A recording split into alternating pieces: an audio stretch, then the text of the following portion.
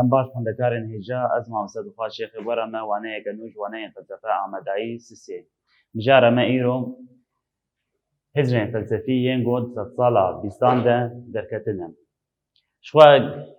پر ئەو gelek hirzên felsefî di sed sala bîstan derketine yek ji wan hizrê hane bercewendî parêzî ya jî pragmatîzma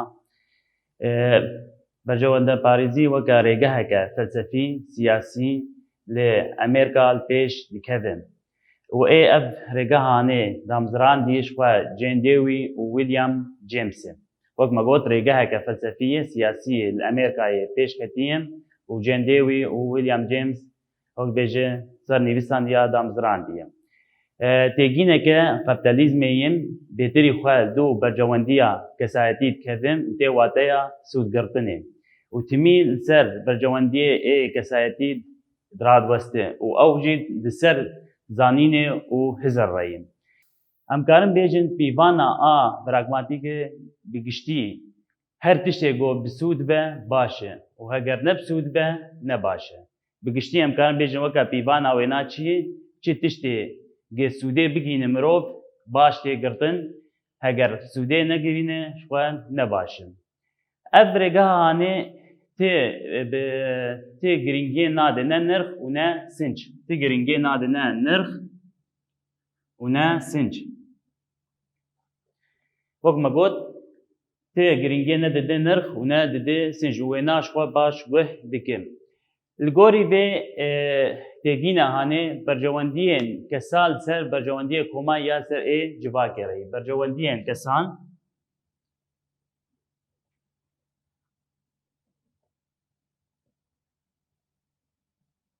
li ser bercewendiyên komarê ya jî civakê re bi vê rêbazî dibîne zanîna rast awa diriya ezmûnkirinê ya jî diriya tecrübeyê dige destê mirov ji bo vê yekê dijî zanînên tewrewî sekinin a diriya ezmûnê dige destê me û dîne ew zanîna rast e ji bo vê yekê dijî tewreyên bibirîn dijî zanînên tewrewî sekine û dimîne gê ew zanîna gine bi biratîk û mirov jê sûdê negire ji xwe ew bê wate ye û her demekê jî ji xwe hizrek wênî taybet pê heye wek me got ew hizrê nebe biratîk bêwate ye û her demê ji xwe her demek hizrekî taybet pê jî heye Jane Dewey ji xwe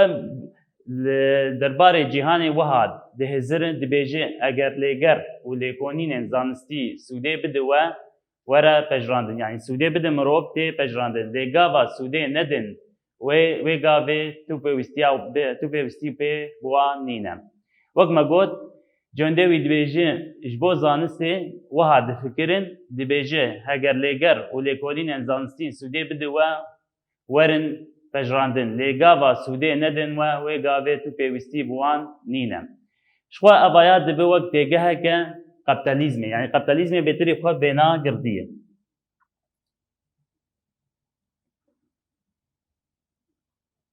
em karin bi giştî bêjin ew tiştê sûdê bigîne mirov tê pejrandin tiştê sûdê nede mirov nayê pejrandin û tê bingehiyê tê rola pir mezin nade sinc û nade nirx yanî ji dervê tê giringiyê nedide sinc û nirx bêtirî xwe didin çi qesî sûdê dide mirov anaka em karin behsa pragmatîzma siyasî bikin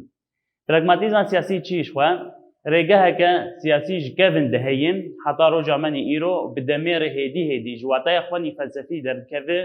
û dikeve warê siyasî de wek me got ji kevin diheyîn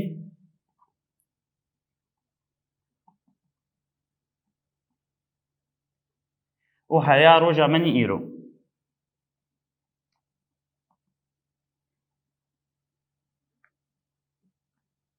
û me got jî ji wateya xwe nî felsefî derdikeve û bêtirî xwe diri warê siyasî de karanîna siyasî warê siyasî tê bikaranîn li gorî pragmatiya siyasî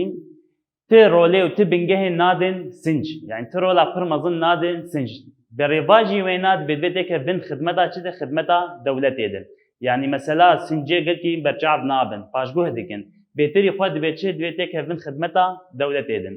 ji bo vê yekê em karin bêjin bi ragmatiya bûyî weke jêdera siyasî a roja me nî îro jêdera siyasî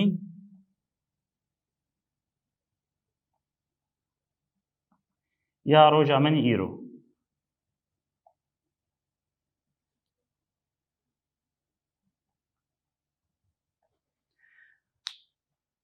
وەک me got em karin bêjin bi ragmatiya bûyî wek jêdereke siyasî a me nî roja îro û keve bin xidmeta dewletê de ji xwe her dewletek dixwaze bercewendiyê xwe pêk bîne bi çi rêgezê de çi rêyê bê yani bes bercewendiyê xwe bînin bêgê ti giringiyê bidin ne sinc ne nirxan her yek dewletek bercewendiyê xwe pêk bîne em karin bêjin dewleta Tirkiye weke mînak ser vê tiştî ji bo wilo tê bin bala xwe bidê de hemû dewlet dixwazin bercewendiyê xwe pêk bînin ji bo vê yekê berevaniya Tirkiye dike tev got Tirkî dewleteke faşîstê jî lê tevlê wilo jî têkiliyê xwe pêr xut nake ji ber got çi bercewendiyê wêna ji dû vî tiştî têm ji destpêka şerê cîhana yekemî felsefa pragmatî bû weke tehdîdekê mezin di destê kesên diktator de ê oligarşiyê de ê faşîstiyê de dibe weke tehdîdekê mezin ji va diktatoran tê ji ber got bû weke tiştekî destê wade û vî tiştî bikar dîn yani bercewendiyê xwe me bikar bînin û çi dibe bera bibe yani bêgil ne sinc vegere ne exlaq vegere bêgil nirxan vegere hem şî tê de ew giringiya ku de yekîn bercewendiyê xwe pêk bînin her wiha ev felsefa hanê dibe sedema talankirinê û qirkirina nifşan ê mirovan û beragmatî weke nexweşiyeke kapitalizmê belav dibe sed sala bîstan de û tê jiyankirin weke çandekê bêtirî xwe weke dibistaneke felsefî yani ev kapitalizm tê jiyankirin di jiyana mirov de bêtirî xwe wek felsefake yan wekî dibistanê felsefî gê mar derbas dibin ji xwe tê giringiyê ew nirxên gerdûnî û giştî ti giringiyê nade ne besilo jî wî tiştî bin pê dikim ji bo vê yekê divê beramberî pragmatiyê nirxên hevbeş hebe gîtêkev bin xidmeta mirovahiyê de û ew nirxê hanê jî li pêş bikevin wek me got nirxên ê pragmatiya siyasî dewlet keve bin xidmeta dewletê de dewlet bercewendiyê xwe pêk bînin bêgo vegere sincî yan jî vegere exlaq a giring ji warê bercewendiyê xwe pêk bînin û me mînak ser anî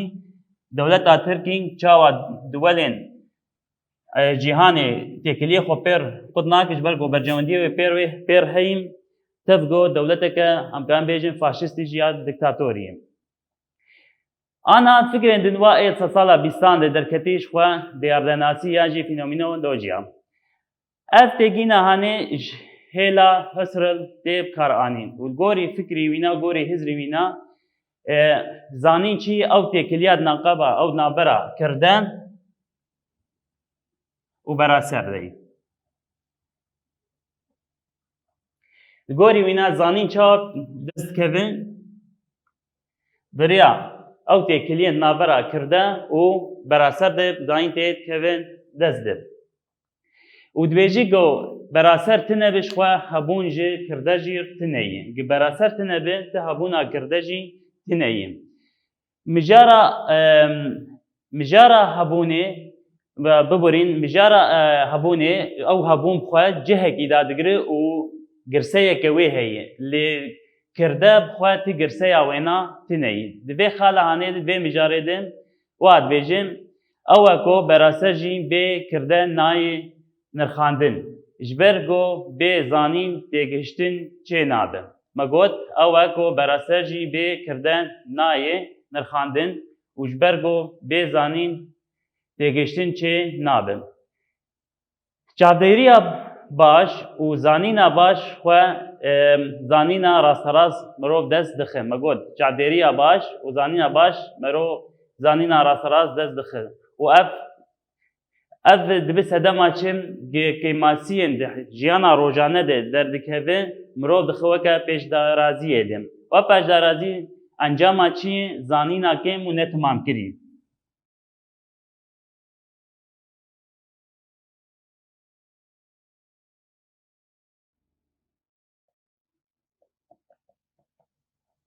مگون انجام چی زانینا کن و نه تمام کریم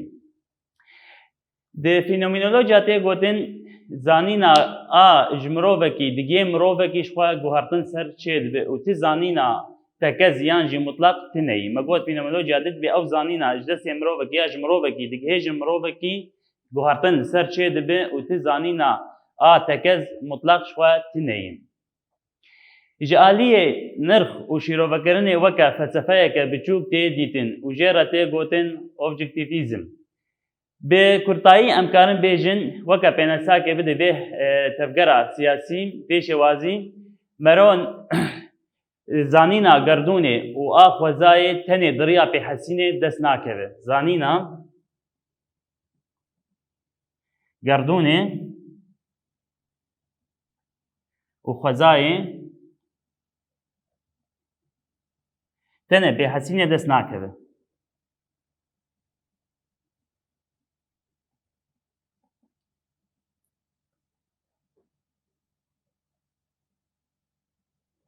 جبر گود بچه مروف هستی نویجی هنه جبو به یکید به هست و به حسین مروف دیگه زانینه به هست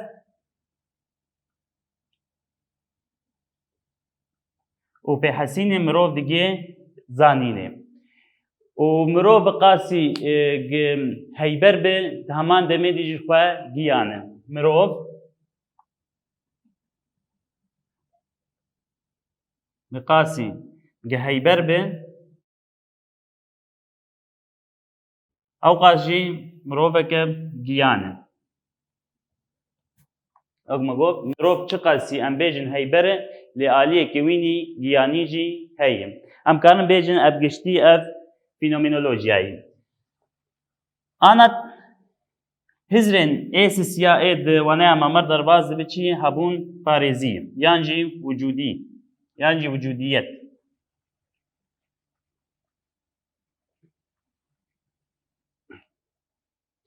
هبون پارێزیش خود سالان بیستان دردکەوێن بێتری خوال سەر واتەیە ژیانی ڕادوەستێ سەر واتەیە ژیانی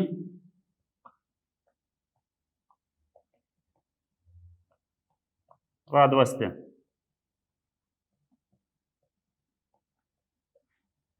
وەک مەگوت ساڵان بیستان دەرکەتیە هەبوون پارێزی و سەر واتەیە ژیانی ڕادوەستێ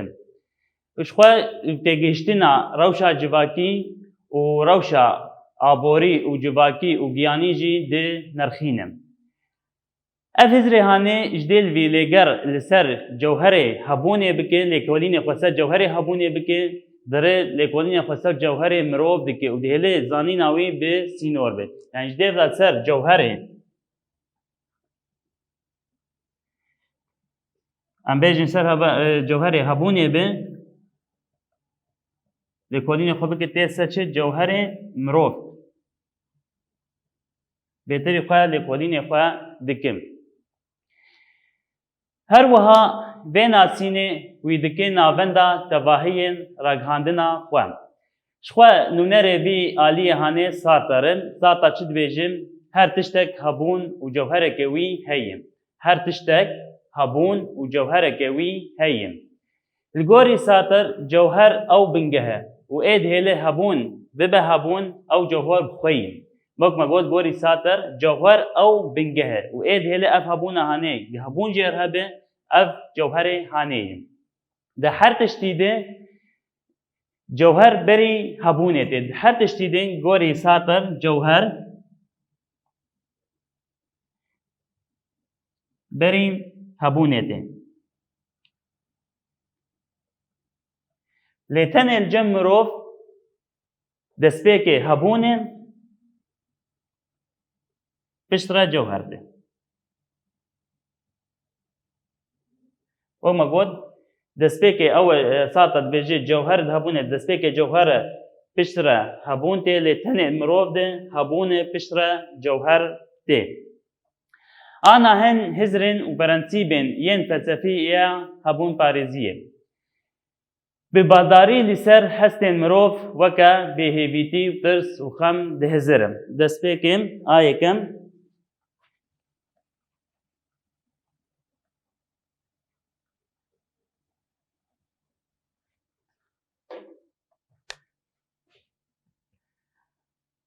یەکەم مەگۆچیم بێبالداری لەسەر هەستێ مرۆڤ ڕاوەستن.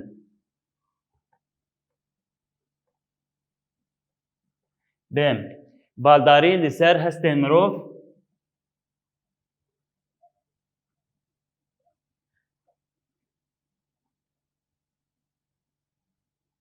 وەکە ترس مەگوت بالداری لەسەر هەستێ مرۆڤ وەکە ترس، خەم، بێهێویتی،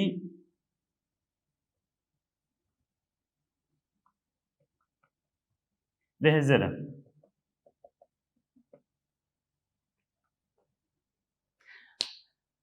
ددووە ئازادی هەبوونا مرۆڤ بخۆیە. ددووە ئازادی هەبوونا مرۆڤ بخۆیە.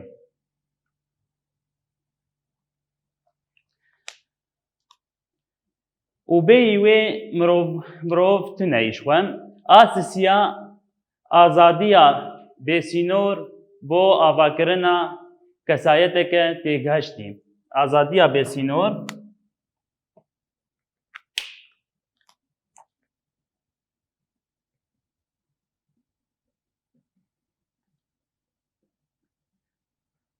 ji bo kesayeteke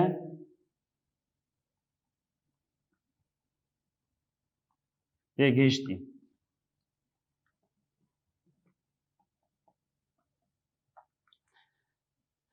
Çara mirov bi hiş û hest û giyan û laşê xwe zindiyeke tekûz bûyîye. Mirov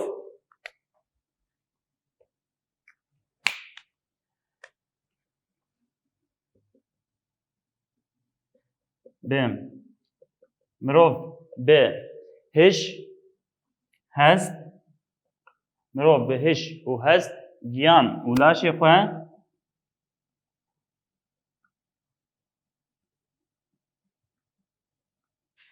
بگیان û laşê xwe zindiyeke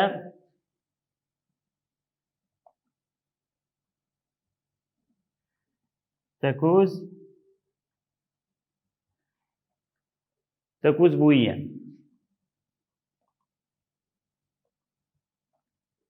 Em dubare bikin avana yekem got bi baldarî li ser hestên mirov weke tirs û xem, bêhêvîtî dihizirin. Didwa azadî hebûna mirov bixweye. Sisiya azadiya bêsînor ji bo kesayeteke têgihiştî ye. Çara mirov bi hiş, hest, giyan û laşê xwe zindiyeke tekûz bûyîye. Pênca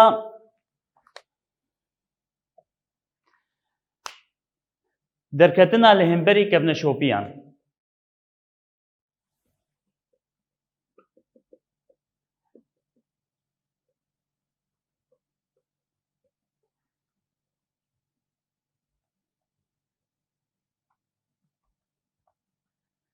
Megot pênca derketina li hemberî kevneşopiyan ku azadiya mirov kelepçe dikin. Şeşa berovajî nerînan felsefî yên goberiyê li ser zanînê û bajeyê radwestiya hebûnparêzî li ser pirsgirêkên hebûna mirov weke mirin, jiyan, berpirsiyajî û azadiyê di rawestiya. Yani berê ser bajeyî di rawestiya li ser zanînê di rawestiya lê îro ser pirsgirêkên hebûna mirov weke mirin, jiyan weke din di rawestiya. Vê rengî ev jî bi dawî dibe em ana dirin têkîna menî dawî analîtîkê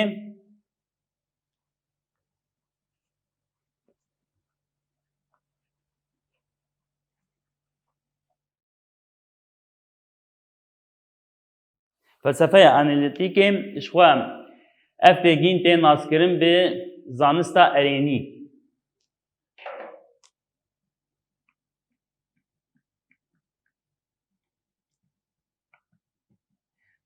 Mego analîtîk tên naskirin bi çi? Bi zanista erênî û ya jî pozîtîvîzm. Li gorî vî rêbazê hanê pêwîst e پێشکەتنا هشên tewrewî di felsefê de ji bo mijarên weke hebûnê nirx û xweda ey got mero nika li ser tecrübeyê ya ezmûnkirinê kar bînin û ji wekî de jî erkê felsefê tehdîda têgînên ziman yani ziman tehdîd bikin bê ew ziman çi ye ji xwe êgê ev fikir damzirandiye Wittgensteinê di vî warî de çi dibêjin ziman tiştekî bi vî awayî ye got her tiştek bi derdora mirov ve pêk tîne û hemû kar û xebatên me di nava xwe de dihewîne ji ber vê yekê hemû xebat û pirsên felsefî di bingeha xwe de pirsgirêkên ziman in ji xwe wek tê zanîn Wittgenstein bêtirî xwe dibêje hemê pirsgirêkên felsefî hemû pirsgirêkên felsefî vêçinin pirsgirêkê ziman in li gorî Wittgenstein wek me got çi pirsgirêkê felsefî hebe ji xwe ew pirsgirêka ziman in li gorî felsefa analîtîkê û bi taybet piştî şerê cîhana yekem li dewletên weke Amêrikayê di welên İskandinavî mijara bingehîn a felsefê çi dahûrandina ziman û têgînên ziman e wek me got karê wê çi dahûrandina ziman e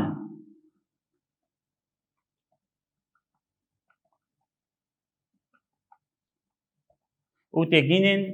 ziman e bi vê rîbazî çarekirina pirsên felsefiyê ê kevin ê got mejiyê mirov di tevhediyê dike ji xwe pir goncaw e felsefa analîtîkê a dahûrandinê ji xwe li pêş dikevin neqeba salên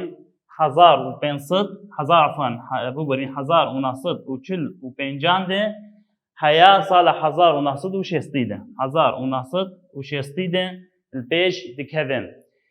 Pozitivîza bajayî ji hêla Rusul de ji xwe bi hizrekî rasteqîn di sala 1900 de li pêş dikeve. Sala 1900 li pêş dikeve.